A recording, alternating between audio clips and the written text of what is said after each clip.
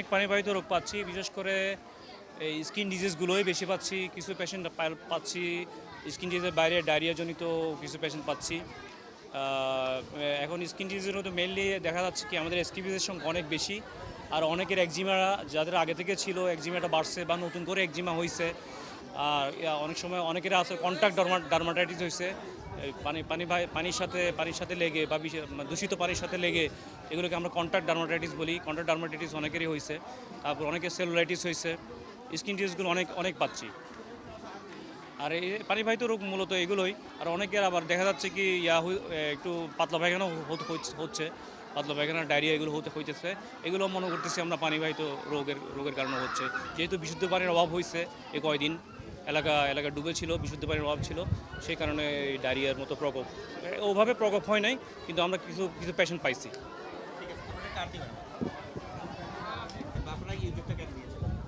আচ্ছা, আমরা x নটোডেমিয়ানস welfare ফাউন্ডেশনের পক্ষ থেকে এই এলাকায় আসছি।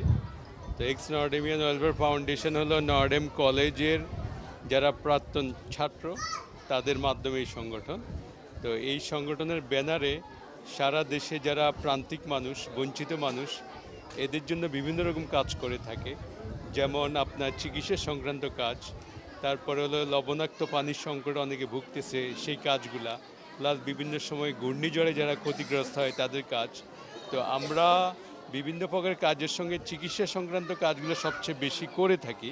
কারণ হলো আমাদের টিমে যারা আছেন তারা বেশিরভাগই বিভিন্ন জায়গায় ডাক্তার, সরকারি বেসরকারি সারা দেশে ছড়িয়ে ছিটিয়ে আছে আমাদের ডাক্তাররা। তো আমরা যখনই কোনো এলাকায় নিয়ে চিন্তা করি, আমরা সবার আগে মানুষের স্বাস্থ্যের বিষয়টা চিন্তা করি।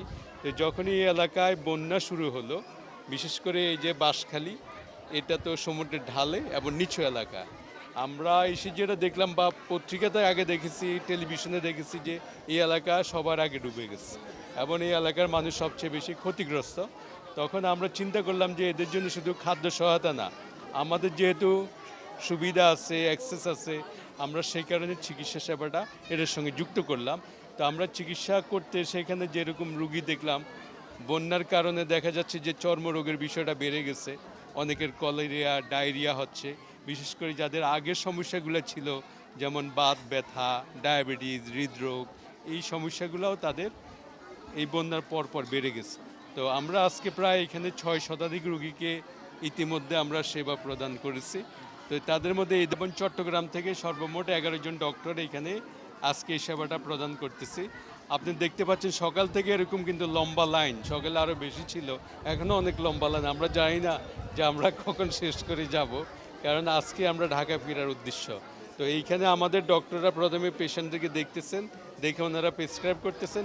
পাশে আমরা এইখানে তাদেরকে যে ওষুধগুলা অ্যাডভাইস করা হচ্ছে সেগুলো ওইখান থেকে প্রদান করা হচ্ছে। ওইখানে আমাদের 2 জন ফার্মাসিস্ট কাজ করতেছেন। প্লাস ওনারা এই যাওয়ার সময় আমরা ওনাদের জন্য এখানে খাবারের আয়োজন করেছি, যে যাওয়ার সময় ওনাদেরকে আমরা খাবারটা প্রদান করে যাচ্ছি। তো আমরা যেটা চাচ্ছি সেটা হলো এর মাধ্যমে হয়তো এই অঞ্চলের মানুষের কিছুটা উপকৃত হবে। তো সারা দেশে তো বন্যা হচ্ছে, সারা দেশে আমাদের মতো এরকম শত শত সংগঠন আছে, সহৃদয়বান ব্যক্তি আছে, ওনারা যদি এগিয়ে আসেন তাহলে মানুষের মাঝে প্রাণের সঞ্চার হবে, মানুষ উপকৃত হবে। ধন্যবাদ সবাইকে। আসসালাম। ফুলের সরল এলাকা, এই সরল বলতে গেলে যে পশ্চিম যে বেড়িবাঁধের পাশেই আমরা, আপনারা হয়তো অবগত আছেন, আপনার সাংবাদিক, যখন বন্যা হয় তখন সরল এই ওয়ার্ড ছিল নেটওয়ার্ক বিচ্ছিন্ন। যখন এই বন্যাতে গত বৃহস্পতিবার, শুক্রবার, শনিবার যখন পানি ছিল তখন এখানে নেটওয়ার্ক ছিল না, কারেন্ট ছিল না। আমি শহর থেকে এসে এই যে এক গলা পানি থেকে এই এলাকায় আসি, এই এলাকার আজহার এই যে কান্নাকাটি মানুষের দেখে আমি এখান থেকে ভিডিও করে মানে উপজেলা থেকে সেগুলো আপলোড করি ফেসবুকে। আপলোড করার পর আমার বন্ধুরা যারা মেডিকেল কাজ করে, এই সমস্ত এই টিম যিনি আসছে ওনারা দেখে আমার ভিডিও দেখে ওনারা বলছে তোমার এই উপকূলীয় একটা ক্যাম্প করবো। আপনাদের মাধ্যমে আমি এসএমএসটা দিতে চাই, আমরা উপকূলীয়বাসী সবসময় অবহেলিত। আপনাদের মাধ্যমে আমার উপকূলীয়বাসীর আমি আপনাদের মাধ্যমে এই যে বন্যায় ক্ষতিগ্রস্ত যে বাড়িঘর, এরপর হচ্ছে যে এই যে তারা নিঃস্ব হয়ে গেছে এবং মেডিকেল ক্যাম্প আজকে আপনারা দেখতে পাচ্ছেন সকাল 10টা থেকে এখন পর্যন্ত এখনও কী পরিমাণ মানুষ। আমি আরও সরকার থেকে এবং বিভিন্ন সংস্থা থেকে আরও সহযোগিতা চাই। আরেকটা কথা যদি বলতে চাই, বাঁশখালী হচ্ছে মধ্যবিত্ত পরিবারগুলো সব মাটির ঘর, সব মাটির ঘরগুলো অতিরিক্ত পানি থাকার কারণে ভেঙে চুরমার হয়ে গেছে, এখন নিঃস্ব হয়ে গেছে।